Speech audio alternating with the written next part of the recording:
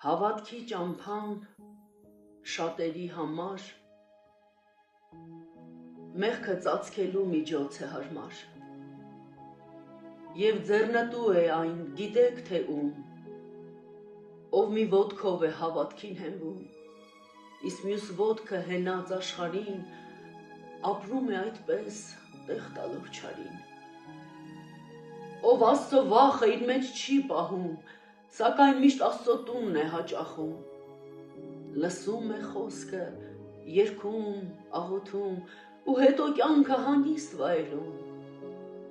և առանց թավ հոգևոր կյանքի ուզում է շահել սերը Հիսուսի, և այդպես քանի տարիներ խաբելով մարդկանց և թե ինքն իրեն, քայլում է իբրև ճշմարիտ ճամփով, սակայն կուրացած հոգու աչքերով և դեռ հույս ունի, թե ինչ էլ լինի, Տերն իրեն երբեք մենակ չի թողնի, զարթնի՛ր վերջապես, ով խաբված հոգի, ճամփադ տանում է դուռը դժոխքի, բաց արա հոգուդ աչքերը գոցված, որ տեսնես մեղքը քո մեջ կուտակված, նորոգիր ուխտդ բարձրյալ Աստծո հետ, որ տեսնես նրա փառքը առավել, ճշմարիտ է,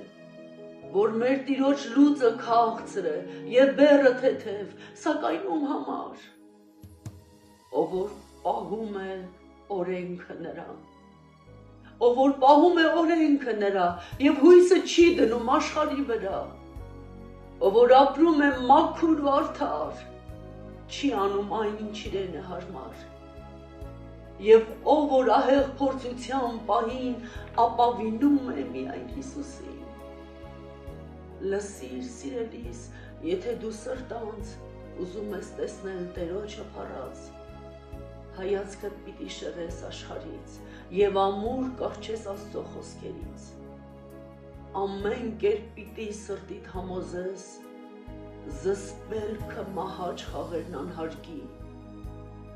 որ հետագայում չասես ինչ արի, ինչու սխալիս առջև աչք փակի, մենք բոլորս մեղք ունենք անխտիր, միայն մեր Տերն է անմեղ, իմացիր, բայց պետք է խոստովանվել մեր մեղքերը, որ ների մեզ մեր բարեգութ Տերը, սիրելի հոգի, քանի դեռ ուշ չէ, եկ խոստովանիր թույլ տված մեղքը, բաց մի թող փրկության հույսը, որ քեզ ընձեռել է մեր Տեր Հիսուսը, միայն այդ դեպքում դու կհասկանաս Աստծո անսահման սիրո իմաստը, և այդ սիրո լույսն էլ քեզ կօգնի տեսնել մեղավոր լինելուդ փաստը։